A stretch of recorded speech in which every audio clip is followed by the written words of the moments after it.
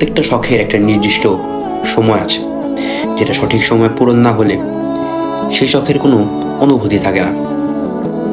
ধরেন, আপনার এখন ইচ্ছা একটা গাড়ি হবে, একটা সুন্দর একটা বাড়ি হবে, সুন্দর একটা লাইফ হবে। তবে আপনি এখন আপনার এই শখটা পূরণ করতে পারলেন না এখন আপনার এখন টাইমে। কিন্তু আপনি এই শখটা পূরণ করতে পারবেন যখন কিনা আপনার বয়স হবে 40, 45, 50। তখন কিন্তু আপনার শখ ঠিকই পূরণ হবে, তবে সেই শখের কোনো অনুভূতি হবে কি না সেটা আমি জানি না।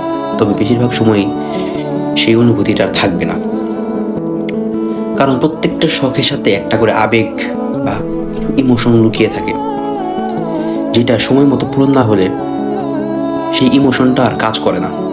কারণ তখন আপনার কাছে টাকা ঠিকই থাকবে, আপনি স্বপ্ন পূরণ করার ক্যাপাসিটি ঠিকই থাকবে, কিন্তু সেই স্বপ্নের কোনো অনুভূতি থাকবে না।